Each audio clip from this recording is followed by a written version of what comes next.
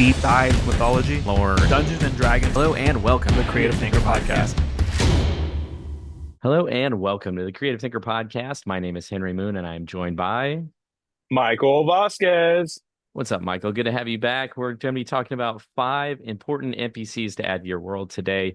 It's 5. This is not going to be a comprehensive list, but this is going to be 5 NPCs that you can add to your game that are really going to keep your players coming back again and again to the table, going to get them invested in your world and excited about the gameplay and the storyline that you have for them. So if you have the world and you have everything sort of beefed out, your map, everything is ready to go, but you're like, I don't really have that hook yet.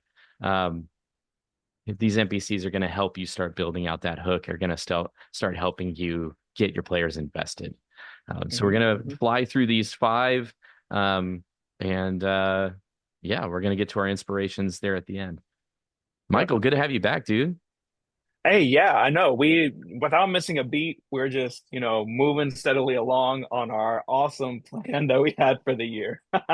Absolutely, man. I let the moving woes and everything else on the back burner while we Yeah, blow yeah, through this. Thanks to our support exactly. over on Patreon, by the way. But let's get into it. It's good to be back. This is our new season here at the end hmm of 2024. So NPC 1 is going to be the quest giver. It's going to be like a boss or a sage character. It's a high level NPC that is going to be giving your players the their missions, their mission trees is what hmm I was going to say, sort of like Yeah. Skyrim, the people that are going to start you off on like that werewolf campaign that was so fun at the beginning of Skyrim. Um, hmm these are the people that you're going to return to again and again. This is the character that, it's based off of at the beginning. This is the boss telling Yeah. you what to do. Yeah.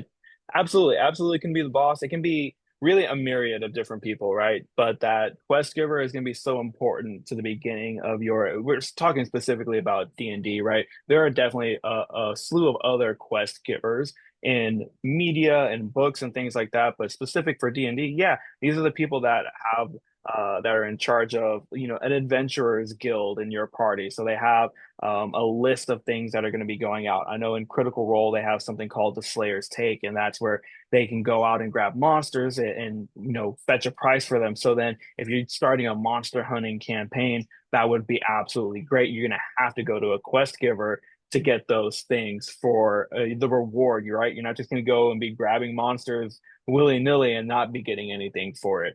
Absolutely important. They can either be, as small as, yeah, we go there every now and then, or as pivotal as like, this is the local point. Like, this is where we come back to home base. This is where I can have more of the social interaction with not just my party, but the other NPCs here. You can see fellow adventurers. You can start getting maybe a little bit of rivalry going on from your quest giver. I think this is a very good introduction into the world if you have a solid quest giver who can be reoccurring. And yeah, I absolutely love the idea of having this quest giver in the beginning of your campaign.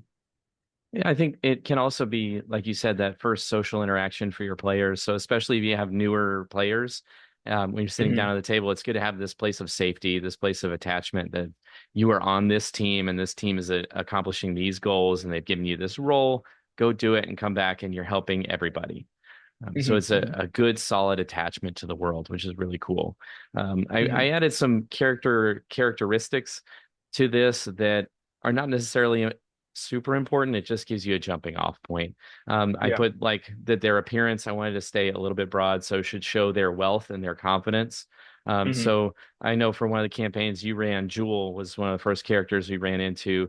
He hmm runs a gang and he was sat in this massive chair behind this big, thick table and had pelts and had people around him, just a big Goliath dude. He was hmm very much the way he was sat in his chair. Everything that was around his office showed wealth and showed confidence. And I thought that that was such a hmm cool introduction. We knew we couldn't fuck with this guy. And we also Yeah. knew that because we were there in a positive way, he was there to protect us. So I thought hmm that was a really cool introduction. Um, and I wanted to Yeah. get I into like. character traits Oh, go too, for it. but I also feel like your explanation of kind of Jewel and how you introduced him is probably more valuable here. Oh yeah, you just like whenever you're introducing like that first character, right? Maybe probably one of the first main NPCs of your campaign that you're going to be introducing this person to. You don't want, even if you have like the murder hobos coming in, like you want this person to have that status where, like you said, you don't want to mess with this person. This person has fought their way to become this important figure. And so there's a lot of extra details you need to have. The people respecting him, the bodyguards, and all these kind of different images that you can give them, that will help create that environment of, okay, this is the boss. This is boss is what I was saying. Like not the boss, but everyone here is like, hey, what's up, boss? Like this is the guy. And as far as character traits, like, yeah, absolutely. He is supposed to be someone that his people trust. His people should trust him. His people definitely trust him. There's a long backstory with that, but he has gained their trust, right? I've thought really long and hard about the backstory. I thought about how and why these people are willing to do what he says, even if it causes physical harm to them, because he's put himself in harm's way time and time again for these people. So, definitely one of those things. And then most times they need to be personable, right? You don't want to just have a boss. No one likes working for the manager who's not personable, who doesn't know how to talk to you. Like most people in this position are talkers. They have to talk to people. They're leaders. They're giving out quests, and they're having to also be stern. So think about that manager that you liked working for. That's probably going to be kind of the embodiment and the characteristics that they're going to have. If that's what you're trying to go for the quest giver. I guess you could give the bad manager quest giver too, and eventually down the line kick him out of his spot and take that spot for yourself. But as far as some like reoccurring NPC, think about that good manager that you've worked for, or that good person that has inspired and motivated you to go above and beyond, whether it's work and life and athletics. Think about that person, and that's usually the person that I envision in that role. Nice. And one other key point I want to touch on before we move on to NPC 2 is Mm-hmm. that most of the time the boss character is going to be local to a location. I mean, they're going to be Mm-hmm. stuck in place. And the Mm-hmm. reason for that is so that they don't just go solo all of the things that your players are about to try to do. So if you have a level Right. 20 character with level ones, like, yeah, they're going to come in and slaughter everything. So you want to make sure that they're not super mobile. And a Mm-hmm. great story way to do that is to say, well, they're busy. How did they get to level 20 in the first place? They got a lot of shit going on. Yeah. Yeah. They're busy characters, and if you're doing something level 1 for them, chances are it's not that important to the future of what they're doing. So they Yeah. give you a quest. Yeah, it's your job. You're important in that way, but past that, not a big deal. So they give you a Mm-hmm. little bit of time and they kick you out of the office respectfully and move Exactly. on. Um, Exactly. so that's one cool way to do that. NPC number 2, you want to kick that one off? Yeah, we're talking about our craftsman or a shopkeeper, someone who's like very specific to or who would be creating something very specific for your party, for your protagonist, right? So a lot of the times I'm thinking we have a character in our campaign who forges stuff, and he forges stuff for the party. Whenever he does, he's very intentional about it. And he is the craftsman. If anyone needs any weapon forged, he can go to that person. And yeah, I mean that's something that your party's always going to need. They're always going to be someone looking for something they want to be built. And we have a Game of Thrones campaign, and one of the players is like, I really want a shield because I know it'll maximize my efficiency and combat. And we're all not the strongest in combat, so he's like, I need a shield so I can tank. So he's going out and looking for that craftsman, looking for someone who can make him a shield or do some type of favor for the shield. I think that's, kind of goes hand in hand with our quest giver is they could also give you a quest and still be that craftsman if they don't have the materials there or if the funds aren't there. It's Game of Thrones, right? Money. We're not a very rich adventuring party, so we definitely have to go out and do quests or find the materials, help them out however we can, so that at the end of the day we can still get what we need. And we were absolutely looking for this craftsman.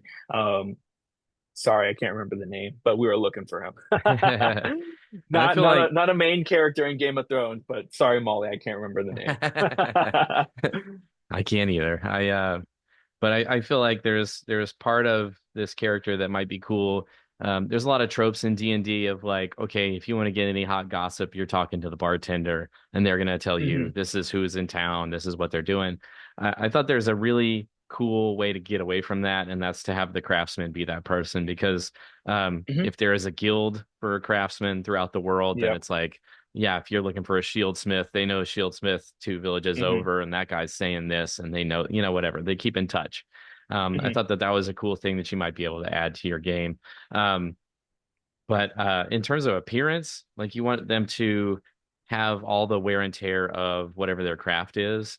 You want Hmm. them to, if they happen to be the type of craftsman that just likes working in a mess, then they've got their big nest of crap that they're they're putting together into a beautiful shield for their adventuring party, whatever. Whether it's organized chaos, whether it's very neat and meticulous, their appearance needs to give that off, and so does their role playing. Like when you're role playing somebody who's an artist and trying to make them a recurring character for your party, you have to make them likable. And one of the ways you Hmm. do that is, them really caring about their craft. Another way would be them being a humble character. Another way would be just them being super useful or maybe being cost Hmm. efficient. I mean, but giving Yeah, giving the players main thing value. you the main thing you want is for them to be good at their craft. And if they're good at their craft, typically your players are going to be like, "Oh, okay, cool. We can come back to him." Again, back to the Game of Thrones campaign. He made a shield for us. We went right back to him. We're like, "Hey, we got this stone. Could you make some daggers for us or a sword from us?" Like that's somebody that we actively search for to go back to again. So like making them good at their job and likable is going to bring your players back to this craftsman. I was just reading a D&D book the other day that said that the key point of being a dungeon master is making every NPC useful to your players. And I feel like that was Hmm. such a good summary of Yeah. creating NPCs is like all of them need to be saying yes and or yes but. Hmm. Like, Yeah, oh, for the most part, yeah. yeah, well, unless you have reasons to not. Of course, there are Yeah, story yeah. reasons. It should make sense if they say no, but for the most part, they have a purpose in the world, right? Yes, All yes. the NPCs should have some type of purpose. They should have some type of reason. They should have some type of, and it's very tough for you as a DM to remember all the reasons. Sometimes that comes later, but they should all have a reason for doing the things that they're doing if you want your world to really feel lived in. Absolutely. Moving on to NPC number three. And so This go ahead. go Sorry, for sorry. it. This is the ally, the guide or the murder hobo. So this is the Uh-huh. character that you're introducing to your party so that you have, as the dungeon master, a role in the goings on. They're going to travel alongside, especially with newer parties. If you're going to be giving hints of like this is how you continue, um, or if this is just like your party is looking for more social interaction, this is somebody that'll Mhm. travel with them. Or if they're going to a new part of the world that they haven't traveled in before, this is the person that's going to maybe know the way a little bit better, make those Mhm. survival checks a little bit easier on them. Mhm. Again, to give your characters some more success. Mhm. And there is a trope of watching a certain character fight, and then you're like, oh wow, everybody's amazed by how well they're fighting. Let's go talk to him. And then, Mhm. your party walks up and they're like, yeah, well, we want a good fighter. We just got smoked in the last battle. So why don't you join our team? There's a lot of ways to introduce this character, but I feel like this has one of the greatest potentials of all the characters we're going to talk about Mhm. to add some cohesion to your group and make it feel more like a family or fun environment, whatever you're really going Mhm. for. But this is really going to be the driving force of bringing people together around the table, I feel like, as a dungeon master. Mhm. Yeah, absolutely. I think the guide, the ally or guide, right? The main thing I want to focus on here is the guide. Like going into a new place, is going to be helpful. Like you said, helpful on those survival checks or navigating through something that your players haven't or our protagonist hasn't actually gone through before. I was talking to someone earlier and we talked about ally and guide and we're like, oh, think about Lord of the Rings. Like the guide there is either Gandalf for the beginning, like going into Moria or going past Moria, and then after that, when Frodo leaves, like Gollum is the guide, and like not necessarily an ally, but he's still the guide. And man, it creates a lot of good story beats by having that guide there not be the ally. In your D&D campaign, most of the time you're gonna have them be your ally, so they're not fighting along the way. But hey, maybe you want to try what Gerald Tolkien did and see how well that comes out for you. Could be interesting. But I definitely think that that guide can bring a lot of nuance to the party, can bring something different, can bring different culture, can bring something you've been really like holding back as a DM because your players haven't really got to experience it. And then you can be like, oh, here's part of the culture. Here's some more story drops. Here's some more lore drops. Here's the new part of the map that you haven't been able to explore yet. I think that's really a very good NPC to have in your world if your players aren't super versed in the world. Yeah, I think it's a great way to acclimate new players too. Not to harp on that yet again, but Hmm. with our campaign, the one you ran, I was Hmm. a fighting class, and Hmm. you brought in an NPC that was all about the warrior way, the warrior mindset Hmm. in the game, within the context of the game, and it was showing me how to be that character in that world, and I thought that that was really cool because it was like he was actually our guide through the tunnels and the Hmm. caverns that we were checking out at the time, but he was also um, a way for me to become the character I wanted to become within the world. So I Hmm. thought that was Hmm. a really neat addition. And I Hmm. also felt like that same character, his name was Flack in the game, but that same Hmm. character was also used at a lot of emotional moments that I thought was really Hmm. cool, and it sort of added. There are times when players don't want to or are resistant to being fully invested emotionally in the game. Hmm. And then when you have that NPC that everybody's attached to be the first one to show that emotion, then it sort of allows everybody else around the table to as well.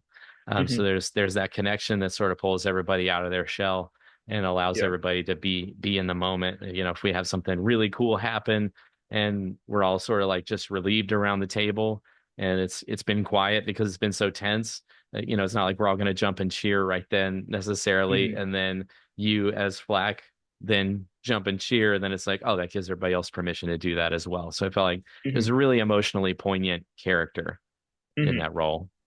Yeah, absolutely. And then of course if going more on the role of like ally or something that a DM is playing there, like that's just a good time for instead of me as a DM being like, well, how's everyone feeling? How's everyone doing after that? Like you can still continue the role play in character. And as that character, I can go and describe like, hey, Flack is gonna go and, put his arm around your shoulder and be like, that was rough, buddy, but we got through it. Good job. Like, how are you holding up? How are you feeling? Or whatever, like he can go and say to someone who doesn't necessarily do a lot of in combat or had maybe a bad combat, like, hey, that was rough, but you really it was clutch, it was a clutch moment that you did this and whatever. So in the role play, we can still continue to uplift our characters and bring that role play together without breaking the fourth wall per se and being like, well, that was rough, but you did a good job, or, you know, I'm sorry you kept on missing, but whatever. Like there's still some more communication that you can have in game by having that character be a part of the group. Like, well, let's take a break. Yeah, right. Everyone take a five, wash your dice, let's come back. Everybody sulk in silence. We'll see you in a minute. Yeah. Yeah. Yeah. Yeah. So exactly. It was a guide to the characters, whether in emotions or direction. It was really artfully well done. And Hmm. that's a cool and easy character to throw into your game or a way to adjust a character that's already in the game. Hmm. NPC number Absolutely. 4. You want to hit up number 4 for us, Michael? Yeah, so we're talking about like kind of the moral push, the moral compass, the idea of are your again specifically D&D related, are your players kind of being too cruel or too lenient? How well are they judging the actions of the party, right? I guess you can do this in your books and in your novels too, like someone coming in from the outside and being like, yo, that's wild. Or like, now why are you doing it like this? You shouldn't let them leave. They're gonna snitch on you or whatever. Um, A so lot yeah, of the definitely, a lot of the horror definitely something stories that I can. hear. I'm sorry, go ahead. Ah, sorry. A lot. I forgot what I was gonna say. I'm not gonna lie. Oh, sorry. The horror stories I hear about other D&D campaigns are usually based around um not using a character to fulfill this role. So they'll be like, Mm. yeah, the DM then sent a bunch of guards after us and like made sure we went to prison for what, Hmm. and then made it really Yeah. hard to escape and all this stuff, like got Hmm. mad and threw all this stuff at us. So instead of doing that, instead of pursuing the more severe reactions to whatever the characters are doing, inserting Hmm. one of these like moral push characters where it's like, um, yeah, you've been a little bit vanilla so far. Why don't we, you've got this guy dead to rights. How about you kill him? Like Hmm. let's get him, like we've got him. Let's do it. We're excited. Let's, Yeah. are you guys a adventuring party or not? That kind Hmm. of character, or trying to shade them away from cruelty, which we had some characters like that too. When we were like going around being murder hobos, there were some characters for sure that came in and were like, hey, um, I don't feel like that person needed to die. And that was a great like role playing moment where we could decide our morality as a group and be like, yeah, maybe we should pull back some, Yeah. um, Yeah. because it's making people uncomfortable. Uh-huh. But anyway, so it's great to have these characters in your group instead of taking those immediate actions. Like, yeah, there's still a role for town guards, and yeah, there's still a role for like let's haul them off to jail and then let them escape later or whatever. Having these moments, but um, maybe taking that a little half step in between so that you don't become a horror story of D&D. Yeah, absolutely. Absolutely. And like, not to say there's no consequence for actions, right? Like if the DM has set something up and you're going to be doing something against the city and when this happens, the city guard is coming after you. Okay, sure, fine, that makes sense. Like a lot of D&D stuff, you have heist, you have take out this person because really they're a really bad person, but they're connected with the government. So as soon as they die, they're gonna, be after you, but we're gonna put someone good in their spot. Like something like that'll happen and you might have to run.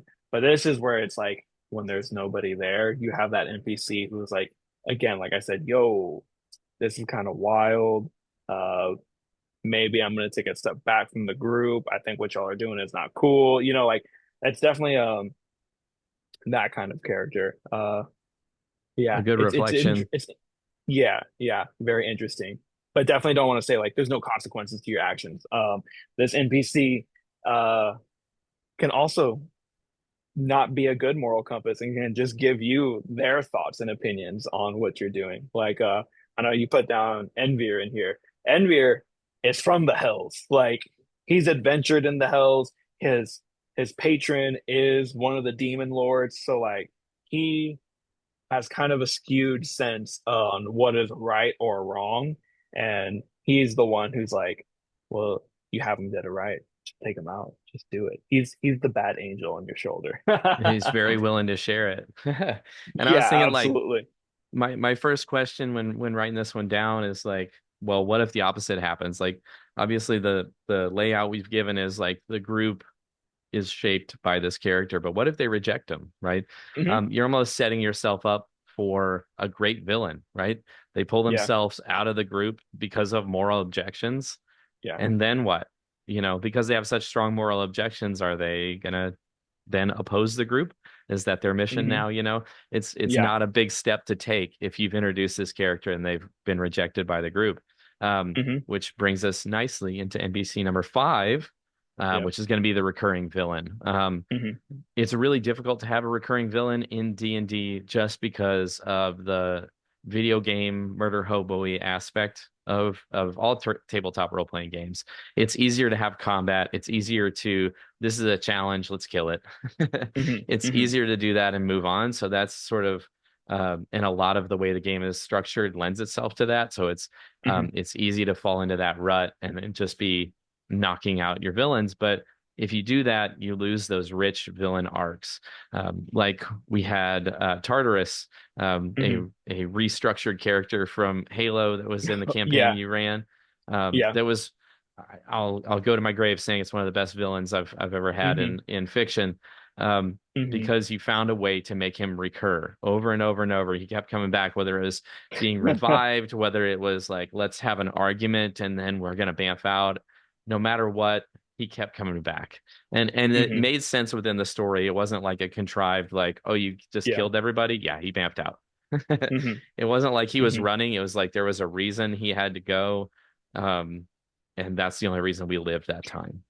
I think it was like a three fight arc that y'all had with Tartarus. In each phase, there was something like crazy that happened and then moved into the next phase. And again, like we let the dice tell the story, and the dice said this dude's gonna be reoccurring. Because what had happened, it was in their first meeting, and I might get the order wrong, but I'm pretty sure first meeting, both Tartarus and Henry's character go down. And then there's the fight over the bodies because there's magic and you can revive them. And they were trying to fight and see and take the other person's body essentially so that that revival couldn't happen. And they were eventually able, like at the very last moment, someone threw a wall of force around himself and Tartarus, and they ended up teleporting out. Very, very clutch move. There was pretty much like a gang war of magic and barbarians, and it was a bloodbath. It was a mess. Then y'all come and assault their actual home location after he's been revived, and he's still hurt. Like he's not 100% yet. And y'all push the action there, and then he ends up getting out. And then he comes and finds you guys later because he's been lost from his job. So like there's story that's happened there. And again, the dice told the story between these reoccurring actions. I think the biggest thing and the biggest tip that I can give to someone is be willing to let them die, but try everything you can to not let them die within the rules. Don't try and cheat it because I think if you try and cheat a reoccurring villain, it's not going to come out and hit the same beats and the same tone that we were able to hit with Tartarus as a group because we let the dice tell the story. And it was something that both surprised everyone at the table and myself. I was doing whatever I could and I was pulling the people and the pieces around that were already on the board to try and make it happen. And that's how we were able to make it happen. So don't cheat to try and have a reoccurring villain. Just let it happen. And if you have one, it's awesome. It's a great story. Like you said in D&D, it's kind of tough because of the dice, man. Honestly. Yeah, I felt like you had struck a good balance between, I feel like you always do, where it's like uh, the preparation wasn't so big that you're going to be afraid of losing that character. Like, so you didn't Hmm. spend weeks to create him. Like I said, it was a reshaped character from Halo, and Hmm. then so if he had just gone down, it would have been like, okay, well, we lost a couple paragraphs of stuff I worked on, but not like Hmm. 2 weeks worth of work. And then after Hmm. that first one, you're like, oh, they're going to run into him again. Did some more work, added to it. Yeah. And then after the second one, it was like, okay, this is going to be a bigger thing. So then there were other outside factors that came into being, like the escalation of our factions, our opposing factions became higher and higher, and we both Yeah. had to go Yeah. deal with that, us and Hmm. him on different fronts. And we got to hear about what he was doing. He got to hear about what we were doing. And then we had Yeah. the final super unexpected interaction where we finally killed him. Hmm. And yeah, like I said, it wasn't a legend at the beginning. It just, like you put in that consistent work. So don't let it be something that is so daunting that it stops you before you even start. Like, how do I get there? Well, you start how you always start. And like you say, the ones that have the distance will go the distance. As long Hmm. as you're willing to fight for it in game. Yeah. So, Absolutely. Right. um, so yeah, we're doing a shorter show format. Those were our five NPCs: the quest giver, the craftsman, the guide, the moral push, and the recurring villain. Those are our five NPCs for you this week. Crowd favorite is our inspirations, so we're going to end the show with that. We've switched to a 30-minute format so that hopefully we give you more value as quick as possible. So that's the Hmm. goal going forward. Michael, do you have an inspiration for this week, or you want me to No. start? No, I'm just No, like, yeah, I do. nice. Yeah. No. So, I mean, honestly, in the time that we haven't been together in this move, I have been playing a lot more video games. And so one of the video games that's been kind of the biggest inspiration for me as like a DM trying to create like homebrew classes are was Ghost of Tsushima, Tsushima. Um, and the skill tree that happened there for your character is really fun. And I really enjoyed that. And then once you got to go into the campaign, had a certain skill tree. and then the multiplayer had a different skill tree, and it was like campaign plus, and it really specialized in it because you're a samurai and you have all these different abilities that you can use, but the resource management is a little bit difficult on it, and you're kind of the everything, right? So you can do the archery, you can do the ghost, you can do the sneaking around like an assassin, you can do like the traditional samurai stuff. But then when you get into multiplayer, it specializes it to where you are the assassin, you are the samurai, you are the ranger, and you are like the Ronin or cleric or whatever. And so they have their own skill trees and own abilities that they can do. And my DM brain was like, this would be so awesome for a rogue subclass to like be able to use smoke bombs, to be able to use kunai, and to be able to hit multiple targets at the same time, or to throw a smoke bomb down. I was playing with this idea this morning. One of the big abilities that they have is throw a smoke bomb down, and then they're able to assassinate like two or three targets. I was like, how cool would that be in D&D is you throw a smoke bomb down, and then when you hit on one target, you get your sneak attack damage. And every time you continue to hit on the targets within the smoke bomb range, you still maintain that sneak attack damage because sneak attack is normally once per round. But if you could continue it on every hit you had in the smoke bomb, you could eliminate 5 or 6 people as long as you continue to hit on that sneak attack. So I thought that would be fun. It's like that's That'd be obviously going to be badass. a Yeah. yeah, obviously going to be like a level 14 ability or a level like 16 or 17 ability to be able to do it that often. But then how can we start working at it from the beginning? Can you use your reaction to smoke bombs so that people can't hit you and you can get out of places? That feels very ninja-esque. So I feel like there's a lot of like cool things that you can do with that. And it really got my brain going for both a ranger subclass and assassin subclass, fighter subclasses. I know a new Dragon Age just came out and they have this massive skill tree, and then all I'm thinking is you can make so many subclasses off of it. So that's what's been inspiring me is just looking at video games and being like, how can I translate this to D&D and how can it be like super fun for someone to play?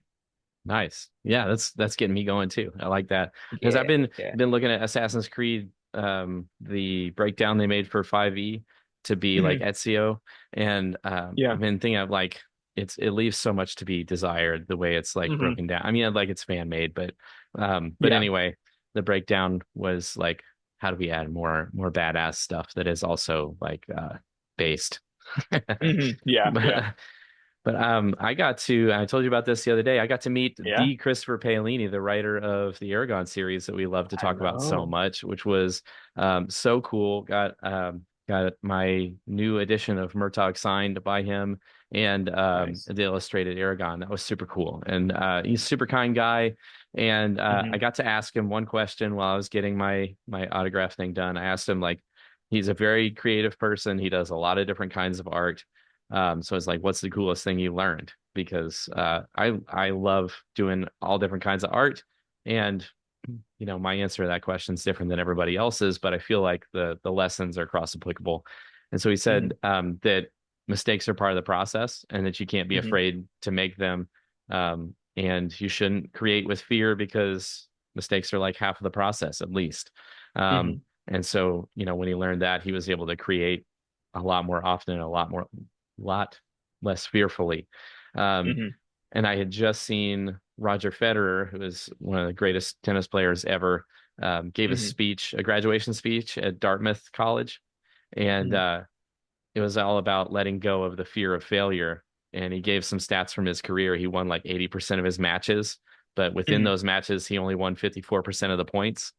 So he was like, Hmm. every other point I lost. And I knew that I was, you know, that I mean, he's amazing, but I knew that when I lost the point, I had a 50-50 shot at the next one. So I let it go and I moved on. Hmm. And that fear of failure stops so many people. It's like, well, I want to win this match. It's like, well, you got a 50-50 shot at every point that you step in front of. And that's sort of the same thing with every problem you step in front of. You got a 50-50 with whether it's going to come out exactly how you expected or like, good, but with a little bit of bad, like a mid one Hmm. or Hmm. bad or whatever. You have all these other outcomes other than perfection. And we spend so much time striving for perfection that we don't actually try.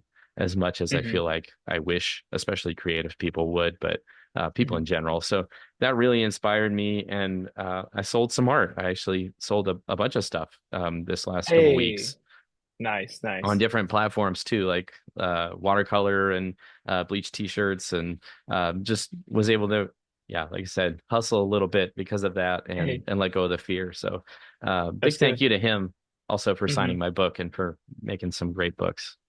Oh yeah, I mean, such a huge inspiration for both of us, right? So many, even again, talking about the NPCs today, you could go through and just look at the NPCs that he created, and you can make those archetypes like where we have ally guide, mentor was one that we could have put in there as well. Brahm is one of them. Like you can just go through the list, and he has so many great NPCs. He has reoccurring villains in there. He has someone who is that moral push. He's got all these things in those books, and I think that was a huge inspiration for both of us early on, and then rereading them and continuing to read them again. Um, huge inspiration. That's awesome that you got to meet him. Yeah, thank you. Yes. No, I was really excited by that. It was really cool. Hmm.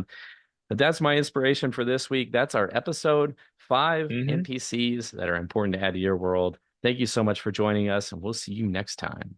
Thank you for watching the Creative Thinker podcast. We put a lot of love and attention into every show, and with that comes a lot of time and money. You can help us out through the support links in the description. You can sponsor an episode, you can subscribe to our Patreon, and as always, you can follow, like, subscribe, and share all of our channels. We are eternally grateful for your support as we continue to bring you more episodes of the Creative Thinker podcast. Creative thinkers all over the globe. Take care. Bye-bye. Bye.